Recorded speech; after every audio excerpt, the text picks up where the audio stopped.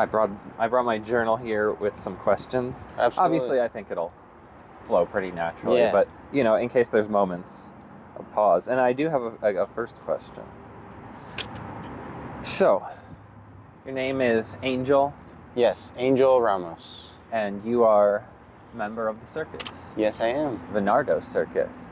And by the way, folks, this is the Venardo's treatment here. You're not going to get this from PT Barnum. Yeah, no. But they've got the best hospitality here at Venardo's. So,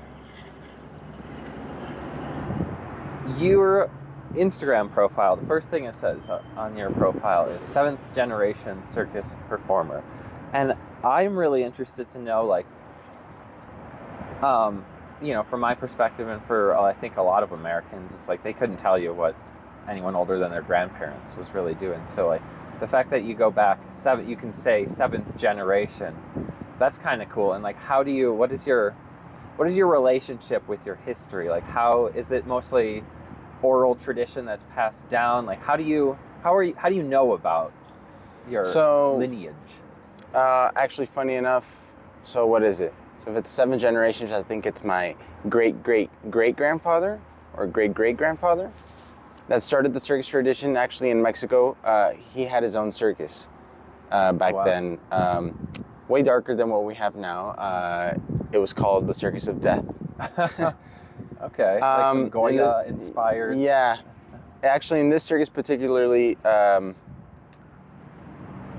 from the stories that I've been told from my grandfather, his great-grandfather would put a bull and a lion against each other, and people would place bets. Oh, wow. And the bull is absolutely humongous, and the lion doesn't look very big. Most of the bets would go to the bull, but the lion would always win. Huh. So, funny enough, that's where my circus tradition, and then, as the years went by, mostly when my grandfather took the circus tradition, like when it was his turn basically to pass it on, he is the one that converted it to the more traditional, what you see now, the colorful costumes. As a matter of fact, my grandfather created a trapeze troupe with my dad and his brothers, because my grandfather has 4 kids. So my dad's brothers and him and my uncles all created a trapeze troupe, a flying trapeze. And, that's where the more traditional style circus came from my grandfather. That's awesome. And you learned about this from stories that your family would tell? Did they have photographs, video, anything? Yeah, they have photographs, they have video. My grandfather, a huge album of pictures, of really old pictures in there. So yeah. And my mother, doesn't come directly from circus, but she did go to circus school in Cuba. So that's where she got into the world of circus, because in Cuba, basically circus is like a major you take in college, for example. Okay. And wow. it's kind of like, how football gets funded here. Basically circus is like that in Cuba. Wow. Yeah. That's awesome. That's fascinating. Is that where were you born? I was actually born in Mexico, Guadalajara, Mexico. Yeah. Okay. And did you grow up traveling or stationary? Like, what was that like? Where did you travel with the circus? Did you grow up in one place? Did you go to school? Like, what? So I think I had the best of both worlds. I came to the United States when I was around 4 years old, so I don't remember much about my hometown in Mexico, and even in Mexico we were always traveling with the circus that we were in back then. Up until I was about 7 years old, I was traveling with my family circus that was open at the time, the Ramos Brothers Circus. So I would always be traveling with my family, living in a trailer, which, people are always like, oh my God, living in a trailer. I'm like, yeah, it's fine. You have everything. Yeah, I mean, it's not what you have, it's what you do with it. Yeah, and I enjoyed my life there. And then when I turned 7 years old, I actually went to, my hometown is Las Vegas. Oh, wow, okay. And so then I went to public school for, up until I graduated high school, and I did gymnastics for 10 years while I was there. So I was traveling when I was young, and then when I had to start school, I did all 12 years of school in, in a house, you know, going to school. You know, I lived a normal life like for a little bit.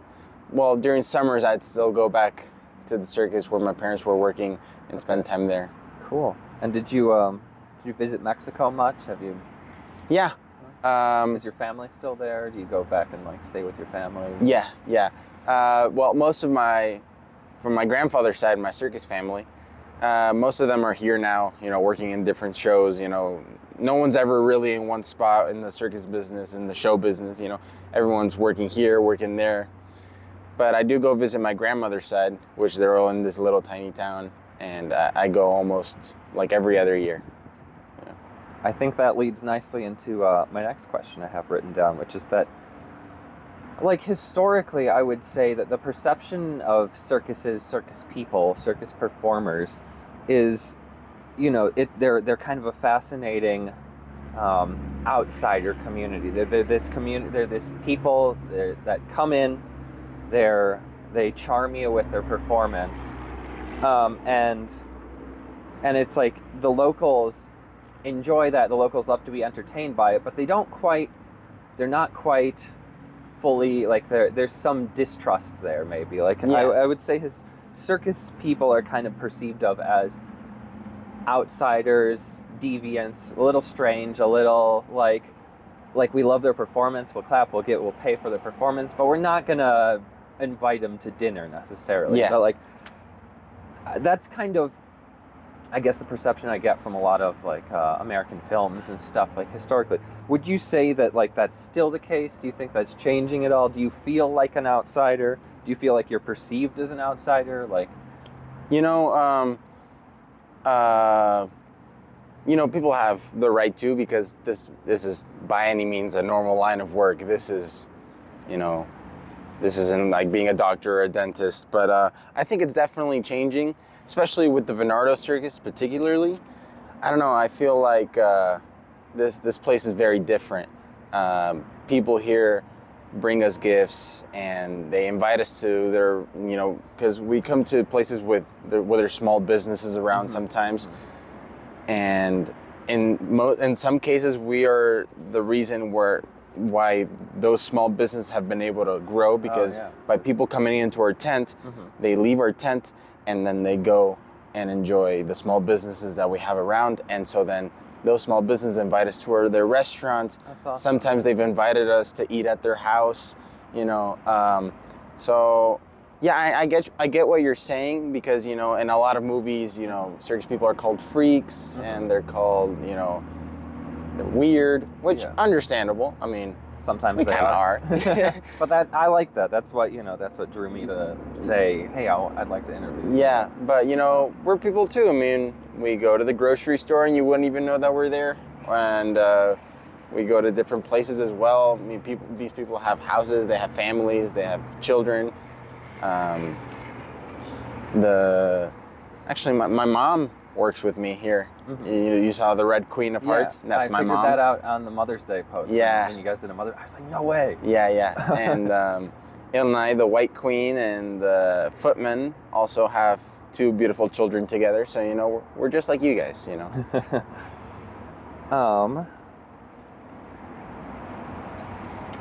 So, yeah, we got over that.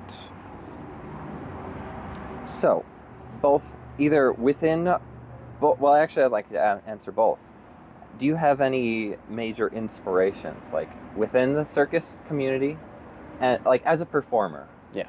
Who have you watched and seen and thought, wow, like, I'd like to take a bit of that and, like, you know, and let that influence me, either within this world of circus, both within the world of circus and outside, like maybe there's a musician or a painter or something you really like. So within the world of circus, like, the world of circus is really big, and especially here in the United States, is not very popular. And honestly, my goal is to make it more popular. But like, for example, Monte Carlo is like a circus competition where it's kind of like the Olympics of the circus. And in Monaco? Yeah, in Monaco. It's very prestigious. It's a very big event, and my goal is to make it there one day. But I see people like my mentor, Riccardi. he's the original creator of that act that I do, the cane stacking act. Okay. And he taught me how to do it. Also, my cousins, the Caballeros, they've been to Monte Carlo and they won. Oh, wow. They are, they're some of the best artists in the world. So I take heavy inspiration from them. I watch their videos like every single day. Watch Ricardi's videos every single day. If I had to choose one person from this world, oh man, that's kind of tough. I really like Kobe Bryant.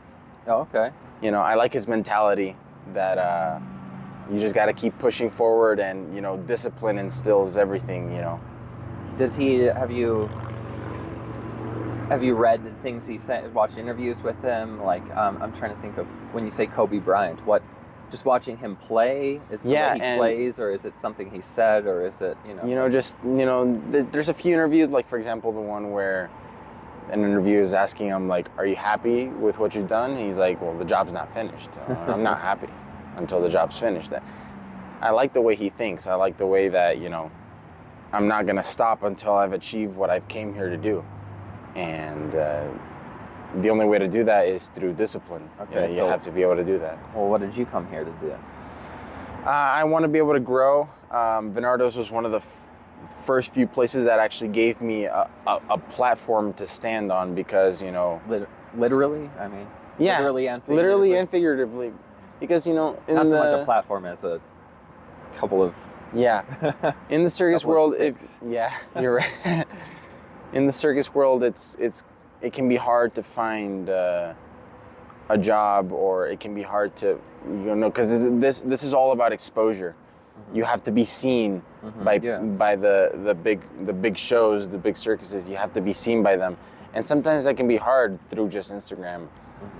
Mm-hmm. I come from a long generation of circus performers, but that doesn't mean that they're going to hire me, because I'm from the cloth, I guess you can say. Okay. But I came here actually as just a part of the crew hand, helping my dad. And then I started doing this act, and actually Kevin Venardos himself saw me practice and liked what he saw, and he gave me a shot. Cool. I was gonna say, actually, so you were with your family circus, and then obviously you're here now. So like, how did that transition happen? So my grandfather started the family circus, and then he wanted to pass it on to my father and his siblings, but they didn't want to continue it, so they put it to rest. And so then for a little bit we were living pretty normal lives, living at home in Las Vegas. Yeah.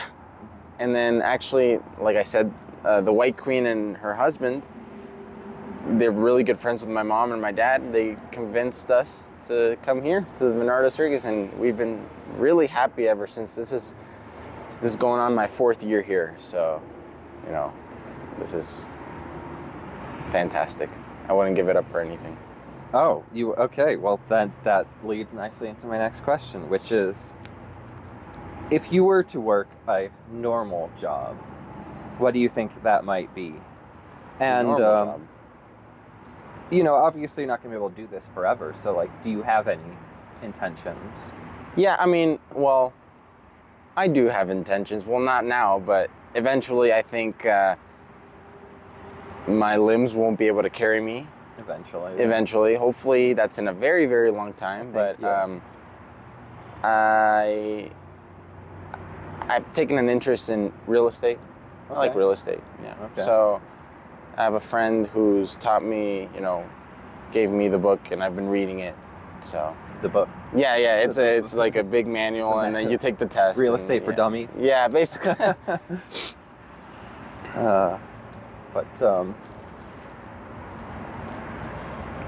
Okay, so well, I guess this was, a question I wrote. I'm not sure how relevant it is, given that you did kind of, go to school. I was going to say, people say the grass is always greener. I think a lot of people in my, in normal position, normal lives, so to speak, I hesitate to say that anyone's really normal, because at the core of it, everyone really has lived an interesting life. But you know what I mean. And I think a lot of people like that fantasize about, they come to the circus and they see you guys perform and they think, wow, that must be amazing. Like, I wish I had grown up that way. I wish I had, you know, I lived a circus performer lifestyle and got to travel and got to meet people from all over the world and you know, which leads me to my question, which is, have you ever had the inverse? Do you think, or do you think any circus performers do, where they think, man, I really wish I was a dentist, or, you know, I really wish I... You know, that's a great question. You know, there's definitely pros and cons. I know there's people, it varies, I think, from person to person. But I know there's people in the circus that, you know, that's all they do and they love it, and they could never live a normal job because they probably get bored of staying in one spot and, you know, going to work and then coming home, and then that routine, they, you know. But for example, like my brother, he's homeschooled right now.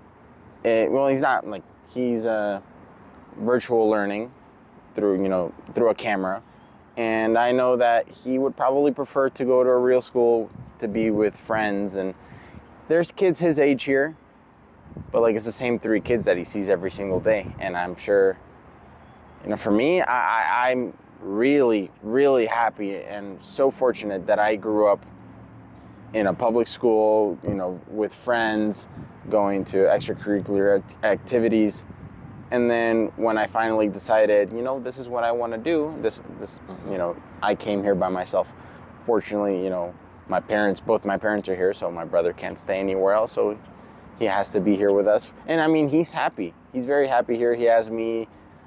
He has kids his age, but I'm sure he would like to be in a, like, public setting with, you know, with friends and stuff. So I guess there's pros and cons to this. If it's any consolation to him, you can tell him I was absolutely miserable in public school. So yeah, so tell him the grass isn't always green. Yeah, I think that's funny. Yeah, that's like, you know, people are probably like, you know, the kids are probably coming to the show with their parents, and they're like, man, I wish I grew up in the circus, and their parents are probably telling them, yeah, but if you did, you'd wish you were growing up normally.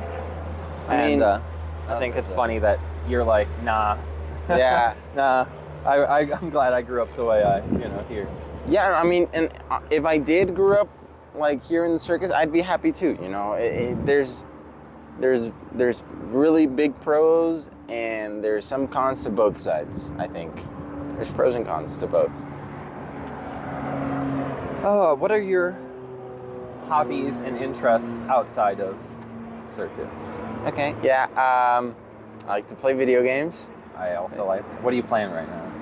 Right now, I mean, or I don't really. Historically, what games? I really liked Call of Duty when I was growing up. I liked God of War. Mm-hmm. I always played on PlayStation, so that's what I would play. I had the PS2, of course. PS2? PS2 was legendary. Oh, I played a lot of Crash Bandicoot on my PS1 when I had it. My brother has a Nintendo Switch, so we're always playing Smash Bros. Smash Bros, Mario Maker, what's it called?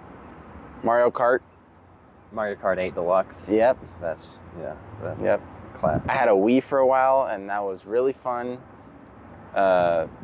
New Super Mario Bros. That's one of my favorite Mario games. I loved Smash Bros. I played competitive Smash Bros. Oh yeah. Oh yeah, no, not me. I played casually.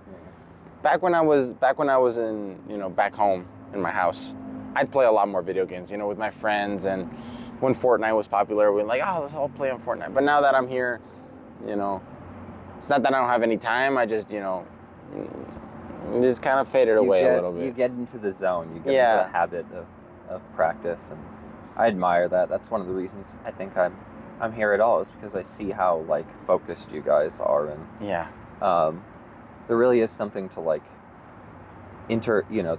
being inspired by the people, surrounding yourself with people who inspire you, and that causing you to be a better version of yourself.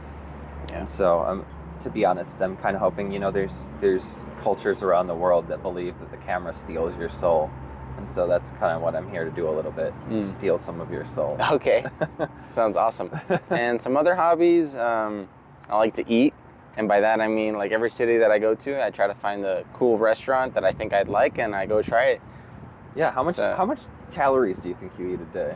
Oh, I don't know. I don't really track that, but I do eat a lot. Yeah, probably. It takes a... Do you like exercise daily? Yeah. Like daily... Yes. As a matter of fact, as soon as this interview's done, I'm about to go into the tent, practice some more, so. That's beautiful. Yeah, thank you. That's beautiful.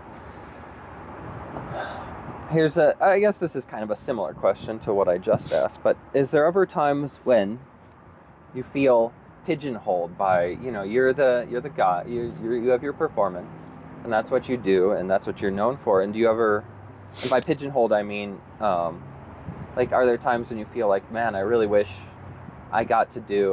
people knew this about me. I really wish that I could express another part of myself, but people just want the guy who stands on his hands, like, is there...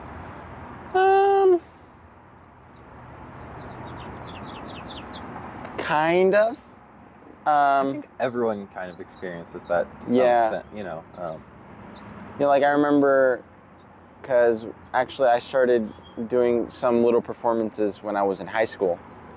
And I remember one day I went to high school and like everyone wanted me to do a backflip because they saw my performance. And I'm like, all right, guys, it's getting old. Yeah. I'm tired of doing backflips. So then, kind of, but then again, and I think that the issue with that is that, that eventually people will see so many backflips and they'll be like, okay, we're done with backflips. Yeah. And then you're like, well, there's more to me than that. But then people are like, oh, well, you're just the guy who does backflips. Yeah. Well, I have a lot of friends within the circus community, and like they do their act and I do mine, but we know each other because, we know what it's like. But then I also have friends from high school that I still talk to, friends from my gymnastics team. 1 second. A lot of them. I just realized there was 30 minutes going on this thing, and I want to make sure that it's still... Oh, there's still 7 minutes. I shouldn't have cut you off there. No, you're good. That's so bad. All right, we can continue. I got gymnastics friends. Most of my friends are like from my gymnastics team that I still talk to, and they know me and I know them, and those are like my best friends. So, kind of, but not really. Eventually, I think they will get to know you if you spend enough time with them. I think if you have... I mean, it happens to a lot of performers. I guess the reason I ask you that is because I think that happens particularly to people who are so public-facing, like actors and so. Like a classic example I think of when I think of pigeonholed is like Will Ferrell. Like he did Anchorman, and he played that character, and then everyone was like, "We love Anchorman." It made $1 billion, and then he went on to play that same role like 30 times over. And I would think that he probably got sick of it. There was probably a part of him that was going, I can do other things. Yeah. But I guess I was wondering if you ever felt that way. Kind of, but I think I'm not that popular, so that I'm not like Will Ferrell. But I think eventually, if you give people enough time, and they do get to know you, I think. Good. Yeah, I hope so. That's kind of. Did I have another question? I did have another question that I came up with in my mind on the drive, which is, I think a lot of the appeal of the circus to the people who attend the circus is they look at circus performers and they feel a sense of freedom. They like I said, we were talking about a lot of people who come here are dentists or doctors or what have you, and they live a very regimented lifestyle, and they go to bed on the same side of the bed every night, and they come to the circus, and it just feels so. They see these people who are from all over the world, and they speak foreign languages, and I think it allows them to dream about this sense of like freedom. And do you feel free? Do you feel like you represent that? Do you feel like that to actually be the one doing it? Do you feel like you are that, or do you feel like they're just kind of projecting something onto you? No, I definitely feel that way, and honestly, when you get off stage, our lives are very similar to those who have very routine lives. You know, we wake up, you know, we eat breakfast, we practice, you know, we go to the laundry, we do the same things that you guys do, but for those 7 minutes that you're on stage, you feel free. Mm-hmm. And for me personally, I can be having the worst day of my life, but as soon as I step on that stage, I feel a sense of freedom myself. That's how I feel when I sing. That's cool. I can be miserable, and if I start singing, I feel better. Yeah. And that's honestly our ultimate goal, so that we want people who come into this tent to leave their worries up on that door and completely forget about the outside world, even if it's just for 90 minutes. That's our goal. As soon as you walk in, leave all your worries, leave all your stress, come watch the show, and just for 90 minutes, forget about it. You can go back to it when you go home, but for 90 minutes, just forget about it. I'm going to reset the camera here just because, like I said, it has a 30-minute recording limit.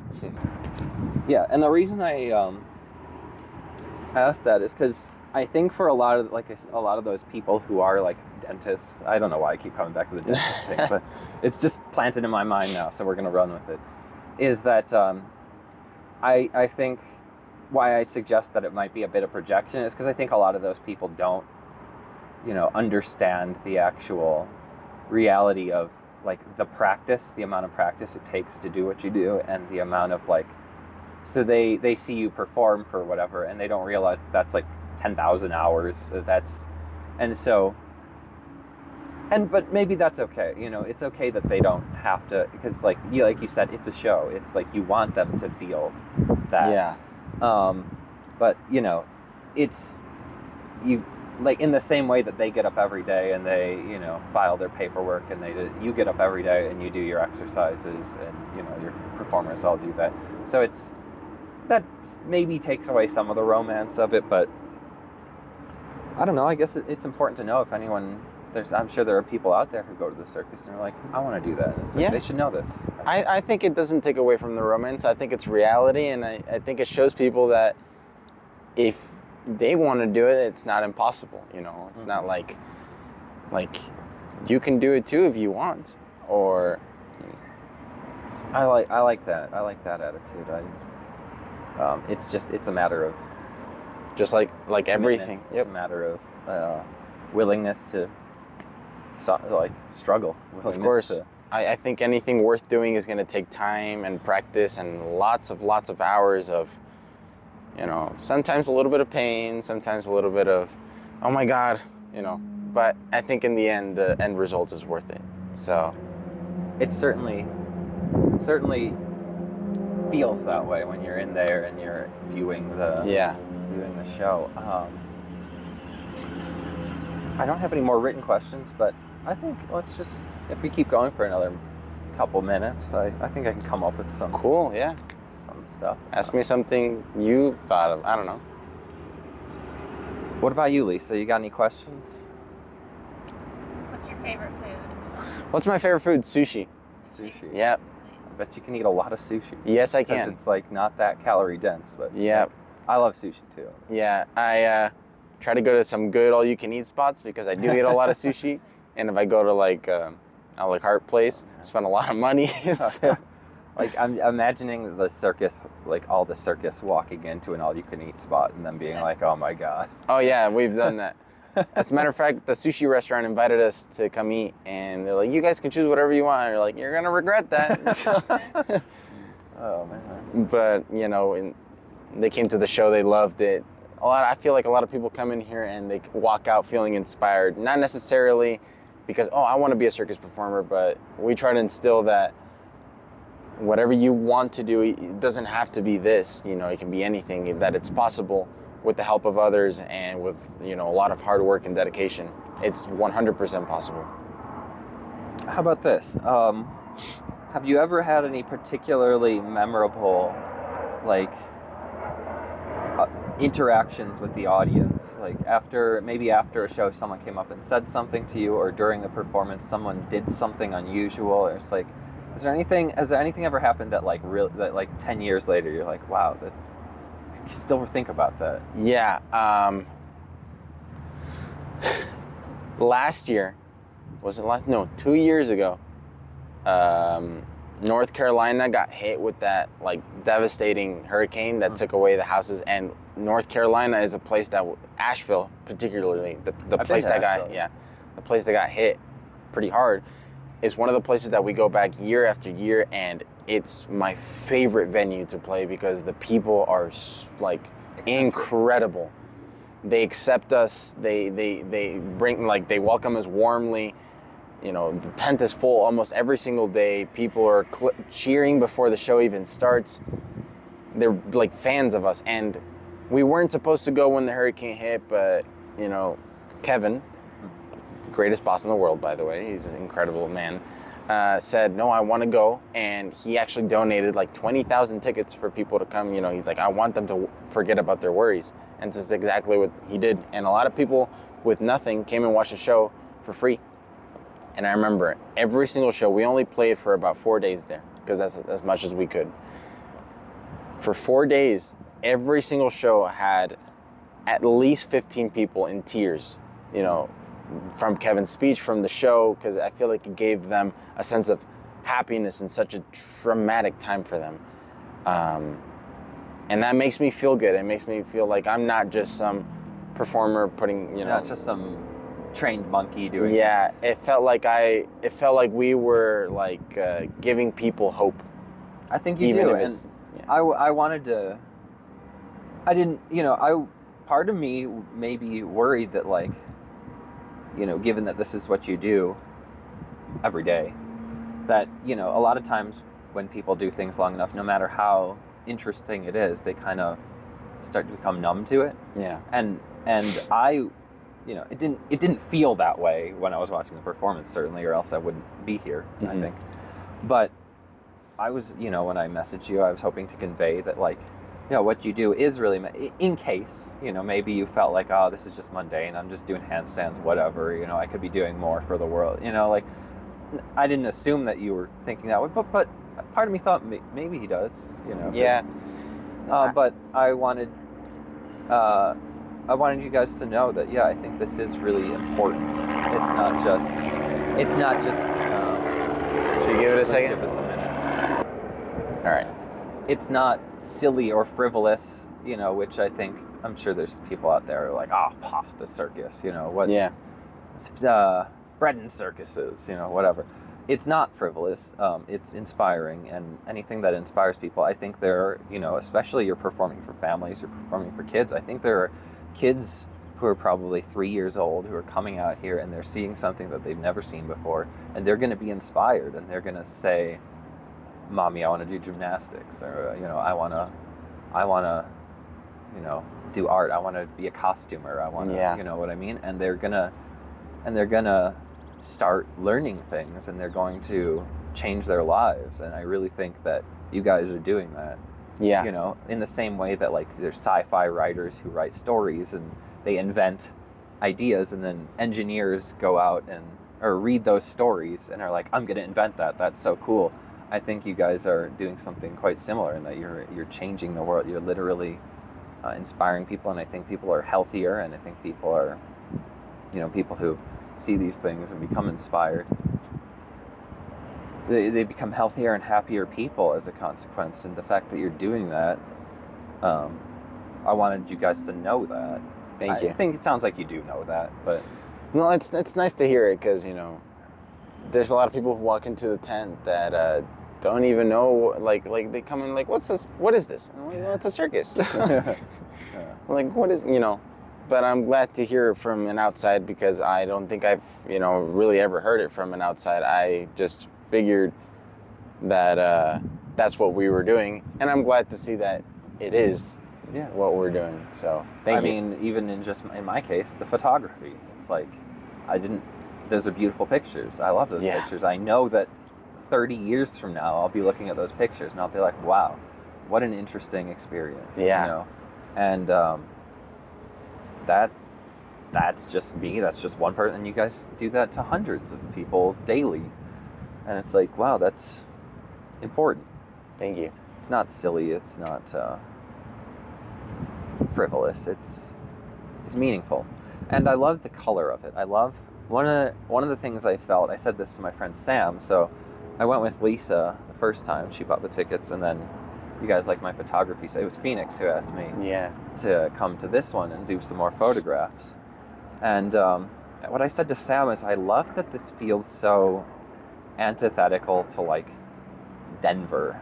Yeah. I love that it's so mystical and foreign, because Denver, which I love Denver for many reasons, but not for the sense of like fashion and color in Denver is a little underdeveloped, you Very might dark. say. People wear a lot of like, people have their hiking Patagonia, and then they have their going out Patagonia. Yeah. And that's like, I realized that too here. and when I came here and everything was like color coordinated, and there's so much attention to the costumes, and everything felt like vibrant and intentional and like beautiful. I just loved that feeling, because it reminded me of like looking at a beautiful painting, being in the Chicago Art Institute. I'm from Chicagoland, and Oh, so cool. like, or like, just I loved that the color and the style. I like when people go out of their way to create something interesting visually and in all kinds of ways. But Yeah, everything here is has been crafted like with the smallest minute details in mind. All the things that you see that are like painted, they're hand painted by a wonderful artist. His name is Dave Letterfly. Everything is hand painted. Everything is positioned in a way so that when you walk in, you feel that you're part of this world with us. We want you to feel that. We want you, because out here it's a little bit gray, whatever, dull, and then you walk in there and it's a burst of color and warmth. You walk in, and from the outside you look at it, it's just like it's like the size of a house. It's not that big. Yeah, but then you go in there and it just feels like a whole world.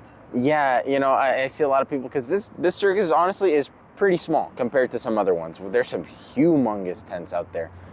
But some people walk in like, it's a cute little tent, and then they walk in, they're like, whoa, Yeah. I think, speaking of huge tents, I'm a stagehand as my like day job, so I'm adjacent to the. Oh, so you kind of understand, yeah. I do. I look at the truss and I'm like, yeah. I wonder. I wonder if they put those R clips in there anyway. Yeah. And I think we do. My company does Cirque du Soleil. Oh, when cool. They come to Denver. I haven't done that yet, but I'm sure if they come again, I'll probably be working on that. So Cool. That's awesome. I'll name drop you, and I'll get you. What I'm saying is, I've got connections. Oh, thank you. I appreciate it. Is that? Oh, I mean, I'm sure you're not. Trying. I'm sure you love Venardos, and you're not. But like, I do. But I think eventually I do want to explore and come back. But I think this is my home, and I will always come back here. So yeah, is the circus world, does everyone know each other? Is it like, oh yeah, okay, so well, I can't speak for other places, other circuses, but here we're like one big family, yeah, okay. I guess I meant like in general, like obviously everyone you work with, you travel with them, you eat with them, you go to all you can eat sushi with them. Yeah. But I meant like, do other circuses? What's the attitude towards other circuses? Is it generally friendly? When you go to competitions? Yeah. Do you attend other circuses? Yeah, absolutely. Like Cirque du Soleil? Yeah, absolutely. Other performers come and watch the show, and then like we sometimes we know each other, sometimes we don't, and if we don't, we introduce ourselves nicely. It's not like we're like, no, this is you can't come here. No. Is it mostly hospitable, like people respect each other, or are there people who are like, oh, I don't want Venardos at my act because they're going to steal something? Is there rivalries? Are there? Personally, I don't think with us, because we're very easygoing and we're, Or is it just a big happy family where everyone's... it's a big happy family. There's obviously some outliers. There's definitely some people out there that are like, oh, I don't want them here, or... if they want to come, they need to buy a ticket. I'm not, there's definitely, I'm not going to sugarcoat it. Mm-hmm. But from my experience, I personally have had a very positive experience. Every circus that we go to, welcomes us warmly, and we try to do the same to them. So we have no problem with anyone, and I doubt anyone has any problems with us. I can't imagine. I can't imagine. Did you grow up mostly speaking Spanish or English? Spanish. In the house? And Yeah, in the house. I learned English actually in school. Cool. So thank the heavens for my first grade teacher. He was Chilean, so when he would explain the rest of everyone English, he told me in Spanish and then kind of said it in English so that I would understand, and luckily I did. So then I learned English in first grade. That's when I learned English. Other than that, I only spoke Spanish. So here's a question. I'm like, oh my God, I was about to leave the interview without having asked.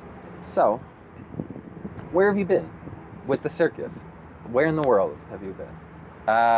Almost, not all 50 states yet, but almost all over the U.S. California, Arizona, Utah, Colorado, North Carolina, Florida, Alabama, Georgia, Texas. We do a lot in Texas. Where else have we been? This year we're going to Connecticut. We're going to go to New Jersey. We're going to go to Washington, D.C. Washington State we've been to. Oregon. What else? Just the States? Worldwide at all? Not with this show. No. And personally, me, not yet. Oh. Hopefully one day. Sounds like I can see on your face. You're like, one day. One day. Actually, in 2027 in February, I have, like I said, circus festivals are like competitions, or like basically a celebration of some of the biggest acts in the world. And there's a lot of different festivals around the world. My first international festival is going to be in February 2027. Where? In Girona, Spain. Ooh. Yeah. So a totally different accent. Yes. Get to pronounce your... They don't even speak Spanish there. Gracia. Yeah. They don't speak Spanish in Girona. They speak Catalan. Oh, okay. Yeah. Well, they all speak. They do Spanish. speak Spanish, they speak but both. But like as a first language is. Yeah, they probably greet you in Catalan, and you're like, "Oh, Spanish." And like, okay, yes, yeah, I speak that. I guess. When I was in Ecuador, I met some. I did a lot of couch surfing through the app, the website. I was on a couch surf before it was an app. I was on couchsurfing.org, but I stayed in Guaranda, Ecuador. There was this little community of like they worked at like the local university, and they were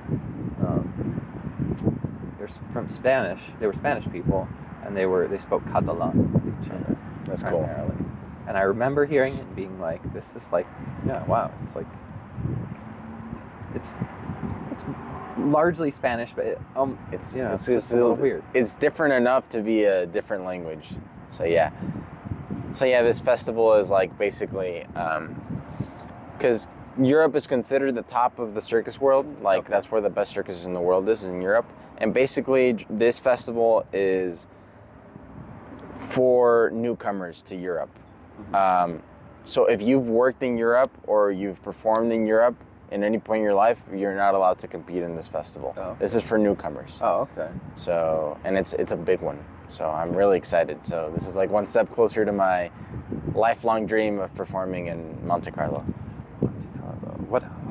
But then you're back to the Kobe Bryant issue. It's like let's say you perform in Monte Carlo and you win, then like. I don't think this is cool. This is a cool trophy, whatever. But then I want to be better for myself. I think for me at least, I want to be one of the best in the world. But it's kind of hard, because I think circus is an art and art is subjective. Yeah, but that's kind of the beauty of it, is that there's no end. There's no like, okay, I'm done. Yeah, I've always told myself if I ever won that award, first place, whatever, I would never stop. Like I'd still keep going. I don't get the impression. Yeah, this is a motivation to keep going, to improve yourself further, to be better. Not just for the people who watch you, but for myself as well, because I think as a person in, honestly, a lot of people can relate, but you're your biggest critic. Yeah. You know, Yeah. you do something I don't like. I feel that way. I write things and I take pictures and You take pictures and you're like, no, I don't like that. But Yeah. you show it to someone else and they're like, oh, that's awesome. Yeah, yeah. No, I don't like it. Yeah, or I write something and I'm like, this is junk, and I put it away, put it in the dresser, and then like 5 years later, I go and pick up the journal again. I look back at it and I'm like, wow, this is really interesting. Like, Yeah. I thought this was junk. Yeah, it's important. It's nice to have sometimes let an outsider in and see those things and have them remind you, like, no, that's not junk. That's... Yeah.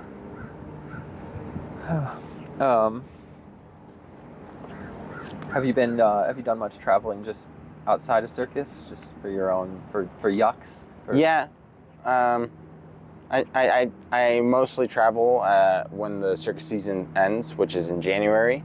We have about a month and a half of like to ourselves. Mm-hmm.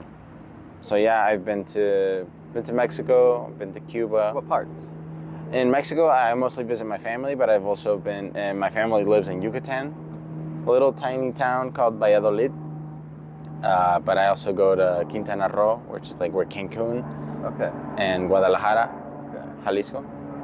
I've been to Paris, France. I've been to, also been to, what's that place? Bordeaux in France as well. Okay.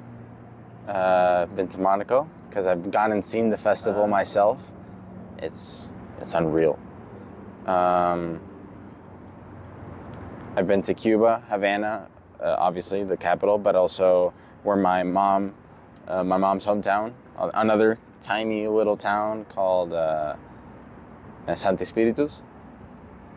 And I went to Beijing, China one time. Oh wow. Yeah, that was when I was like 12 years old and I went with my parents. Oh wow. Did you see any Chinese circus? Yes, I perform- did. Oh, you did. Yes, I did. How was that? It was incredible. Yeah. Yeah, I know they're doing the Shenyun. They're advertising that a lot. Oh yeah. Um, As a matter of fact, circus is really big, really big in China. Like they invest a lot of money into that program, and they create, I don't know by what means, but the performers they produce are out of this world. Like the best, some of the best in the world by far.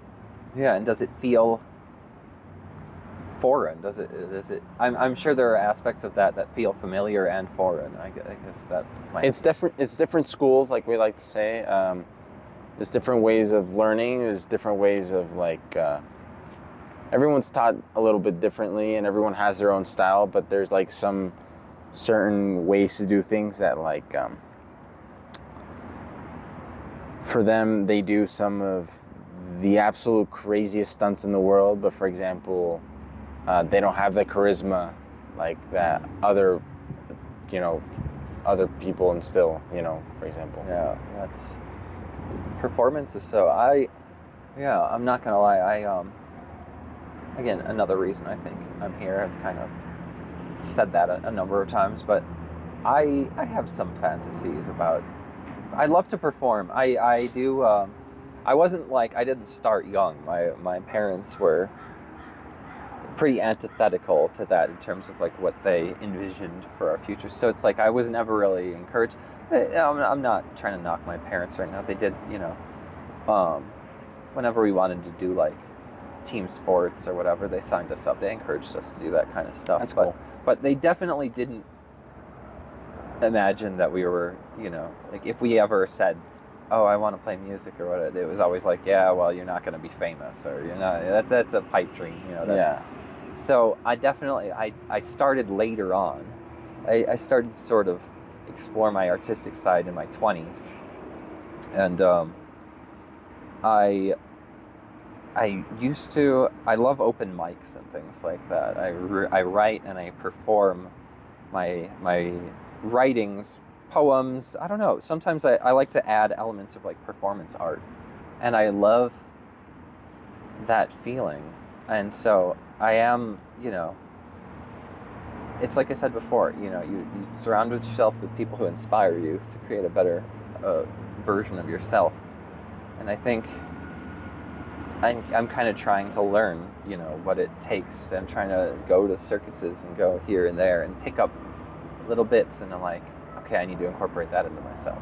I love singing karaoke. That's what I was doing last night. Yeah, cool. And so, like, I do.